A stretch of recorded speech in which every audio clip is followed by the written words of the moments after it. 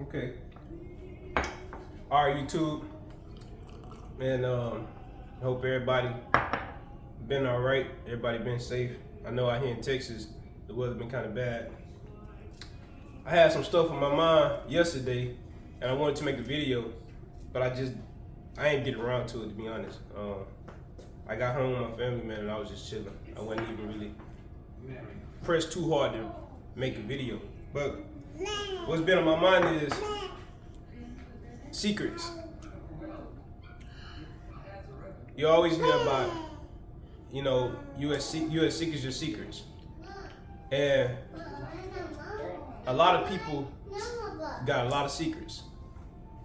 And I feel like people don't really understand how harboring those secrets within yourself really weighs on your heart. And it weighs on your mind. And in so many ways, I think it limits your growth in life in general, in all areas. And I say that because you're not able to fully be honest with yourself. You're not able to fully be honest with people around you. And the basis of it is fear. You keeping secrets because you're afraid of judgment. You may be afraid of being hurt. Or you may be afraid of hurting somebody that you love. People do things sometimes out of the lack of knowledge. You may act in a certain manner and do something that you wouldn't normally do because of a certain space that you may be in. You may say something that you didn't mean to say because of a certain space that you in. And it's like, that's the kind of stuff that we hold unto ourselves, and holding that unto ourselves, I feel like it limits our growth because we don't forgive ourselves. So we constantly living with that on our minds. Even if it's at the back of your mind, you living your life with it there. You know what I'm saying? So it's like, you can't really grow past those moments as long as you still got them secrets. As long as you still ain't forgave yourself, or forgive somebody else. Whatever it may be, because sometimes it ain't even just you being the person that, may have done something. Sometimes you could be seeing yourself as a victim. And honestly, I don't feel like nobody's a victim other than the moment. Like in the moment, I feel like you can be a victim.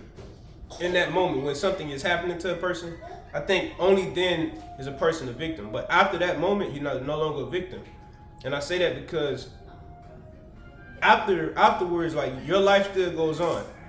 Whoever have trespassed against you, their life gonna go on, or it may end. But your life still goes on. And if you still live in that moment, and 30 years done went by, then you still right there. You ain't never gonna get past that moment because you still a victim. So you still in that moment. And it's like, no, you're no longer a victim. See, we ask why us, you know what I'm saying? And when you ask why you, it's like, why not you? Would you rather be somebody else that had this experience, whatever that experience may be?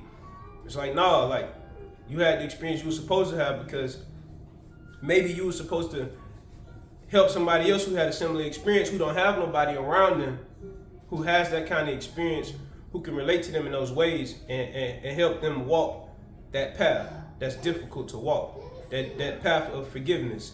So sometimes, we be, really all the time, we really being blessed at all times. And what looks like an offense is really not an offense. It just look like that. But it's for you to get past that lesson. Now me, I can be seen as the bad guy because I'm going to speak in a way that people ain't going to be comfortable with me. I'm going to rub you the wrong way because I'm really talking to your spirit. And your spirit is bothered now because your spirit is comfortable with living the way that it's been living. Or I'm speaking to your demons, and your demons is bothered now. So your demons is making you be like, what he think he know? What he talking about? Who he think he is? So now this is what your demons doing. And they throwing you off. Now you can't even hear no more. Not just hear, but you really can't even hear internally. You can't see. Not just see, but you can't see internally. Because that darkness is where those demons, those lower vibration, those spirits, whatever people want to call them, that's where they like to be at. So then they keep you in that same space with them. They want you to stay constantly there. They want you to believe that the person that you are today, feeling all those negative feelings and all that stuff on your heart and your mind, they want you to believe that's who you are, but it's not true. That's not who you are. You're so much more than that. We all are so much more than that. But we're limited by the world. We're limited by our lack of understanding. We're limited by our lack of interest in understanding. We're limited by stubbornness and pride and ego and strife and jealousy and envy and greed and lust and wrath and laziness or sloth. You know, we limited by fear. Because the reason why you keep the secrets, a lot of the time is because of fear. And the reason why you're still a victim is because you never forgave that person. Honestly, I forgive you so I can move on with my life. Not I forgive you like just for face, just to make it look good for my appearance. Like, no, I really forgive you, because what you got to understand is, for people to offend other people, their understanding only goes so far. And if you can see past their understanding and know something that they did is not just or right, it don't make it no better for you to go against your knowledge. When you know better, you do better. Ultimately, it's not about revenge. It's not about none of that kind of stuff. Even seeing a person suffer, it's not about that. It's really about understanding and love, grace. You know. Now this is where I think things can get a little complicated with people in conversations, because a lot of people don't want to go that deep into it. They don't want to see that side of it. They rather defend a certain point. Like, people are only willing to go to the cliff and look over, but they really ain't really about jumping and then having faith. Like, you know what I'm saying? It might be some water down there. The cliff it's so deep. You never know. You know what I'm saying? Like, you don't know. But people, they go up and they peek over, and then they defend the point of where they stopped at. This is why I stopped. It's like, nah, for me, you know, let me jump. I just be jumping in, you know, and I feel like by me doing that, I've learned a lot from just jumping into anything within my mind, within myself, within my life. A lot of times when I do things,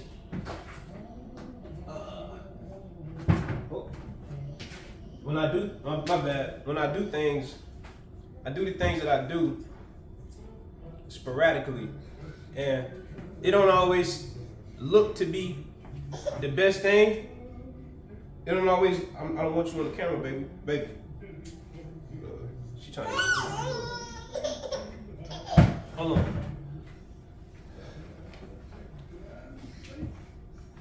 How you come out of a shoot? It don't always look to be the best thing. But I kind of forgot where I was. Let me see if I can recall.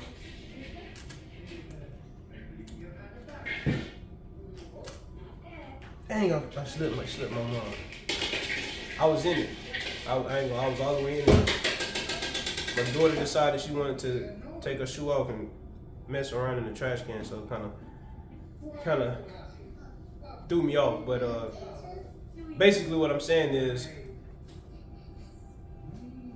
when I be living my life, I make a decision that won't look like it was the best decision for me to make, but like, it shows itself over a period of time.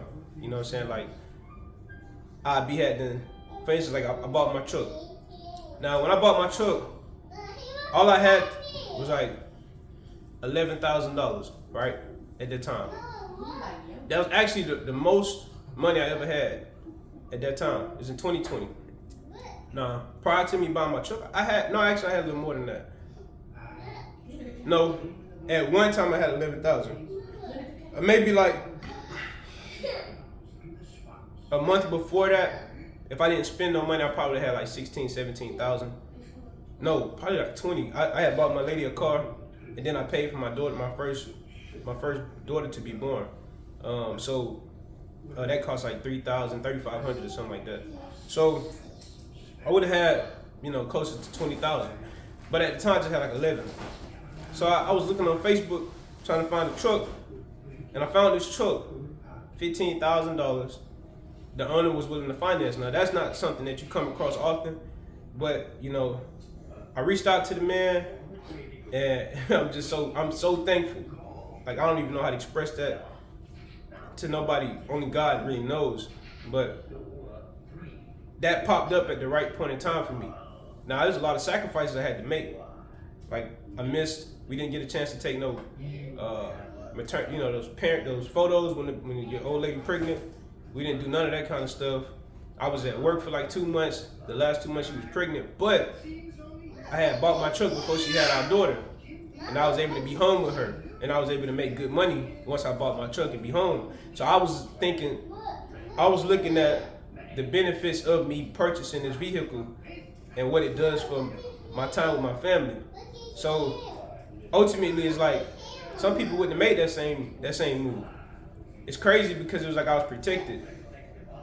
I spent like $2,500 to get my truck into operating condition once I bought it. I put half down, so I put $7,500 down. So now I'm at $10,000 I already done spent. So I only got like $1,000 left. And I took out a loan from one of my homeboys, and then somebody broke into my apartment and stole my money. They didn't take nothing else of value. They just took money. And basically, I didn't spend all the money that I was loaned. So they stole like the remainder of the money that was loaned. It was like $800. So I still paid my homeboy back all the money that he gave me, even though somebody stole that $800. But I wasn't tripping. But in all of that, like I was looking for the person. I had my pistol. I was ready to, spaz out. I was angry because I knew who did it, and I knew why they did it, and it was really out of spite. And a person was really mad at me. But regardless of what, I could have threw everything away for those $800. But what I realized was that it's all necessary and a part of my growth.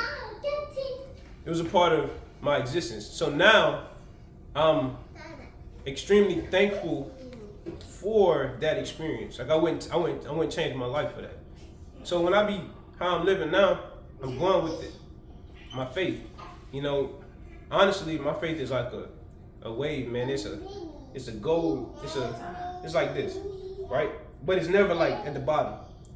I would say it's more like almost high, but it ain't never down. And I say it's almost high because I'm trying to push that last boundary in myself of complete faith in all times, like complete peace with life. Like let's say some of the worst things happen to me, I want to be completely peaceful with it, not pretending to be peaceful, none of that. I'm really working towards that totalitarianism, like faith, like just unconditional faith, where I don't got a restriction on when I have it and when I don't have it. Because not that I ever lose it. At times you slightly doubt, you question, you wonder if this is the way things supposed to be going, because things ain't going good. You can't see the next week, 2 weeks. So you questioning like, dang, is it supposed to be this way? Is it gonna get better? And I think it's supposed to be better than this. Now I know I can do better than this. Why I ain't able to do better than this? Why everything working against me? But that's when your faith comes in. Your faith comes in those moments where you really can't see past what you can see. And that's what I'm working on, being at peace with that. Not being able to see past what I can see, being okay with not being able to see past what I can see. Being okay with if somebody leaves my life, meaning like they transition, I'm okay with that. And not mourning. If anything, I'm rejoicing. I'm giving thanks. I'm reflecting. I'm thankful that I had this experience with this person, with that person. That's it. That's how I be living. So it's like I'm constantly trying my best to be in the presence of the Most High. Doing my best to be in the presence of God at all times. I be praying throughout my day. I don't say long prayers. I don't pray to Jesus Christ. It's like, and I'm not taking nothing from Yeshua or, however, Jesus. I'm not taking nothing from none of that. What I'm saying is, giving thanks to God, the Most High, the creator of everything, of all things, the beginning, the end, the Alpha, the Omega, the Father of Jesus, of Yeshua, the Father of us all, of all living beings, of all entities that exist in space and time, giving thanks to Source. What's in me, what's in you, what's in everything, you know. So it's having faith that I'm a part of something that's way bigger than what I can even fathom, and my life was already written before I got here. And instead of me worrying about fearing, right, controlling fear, worrying about which way it's gonna go and what moves I need to make, let me just have faith that God got me and gonna guide my steps. So this is how I'm living. And I would just say that you as sick as your secrets. If you got some secrets, go and tell it. Some people gonna take their secrets to the devil, which is fine. This is your life, but you only get one. And for me, it's like I want to live a peaceful life. It's something in this book. They say Audi Vici taste, taste to say. Basically, hear, see, silent, and then the rest of it is like, if you hear, see, silent, if you wish to live peaceful. And it's like, dang, I want to live peaceful. So should I just be here and don't say nothing? But it's like, then that would be selfish.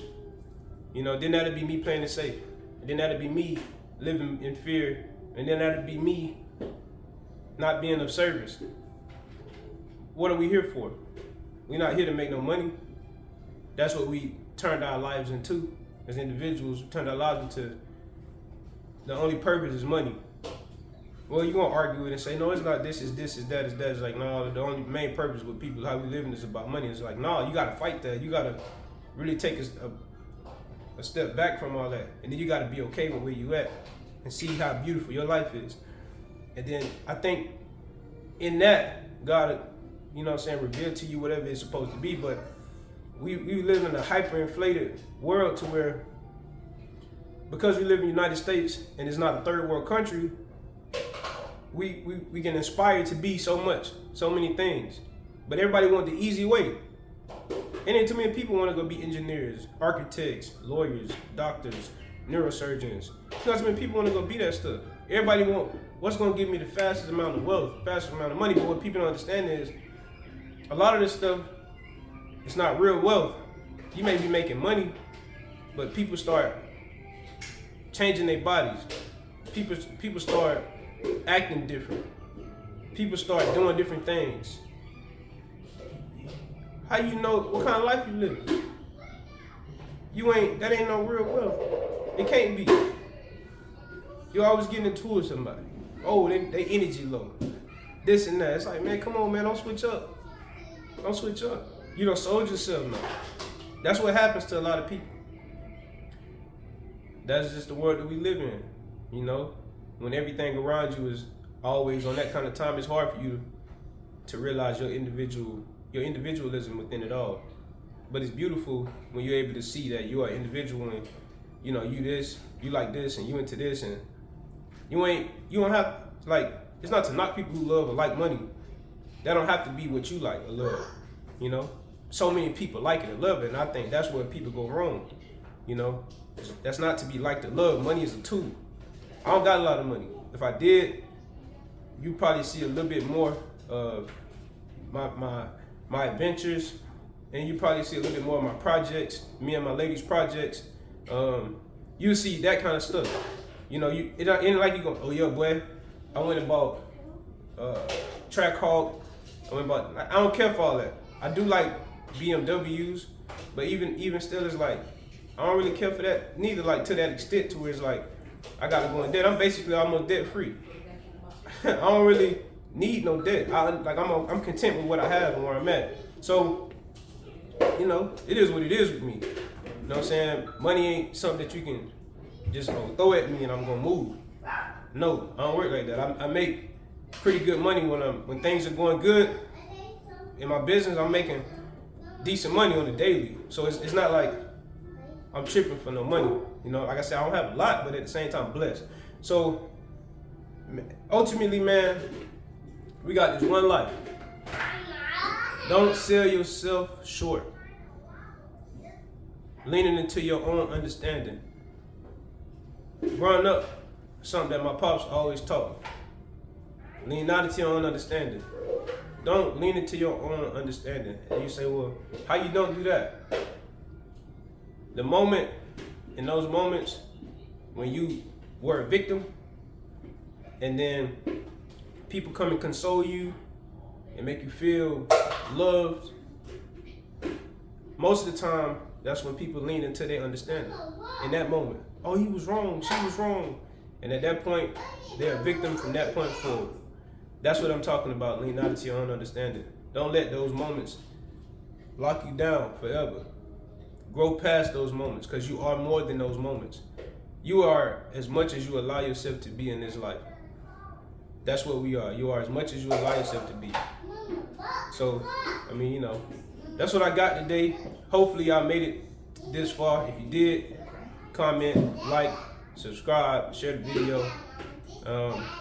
You don't have to do that neither. You know what I'm saying? Ain't no big deal. But I love y'all, man. Enjoy the rest of y'all Thursday.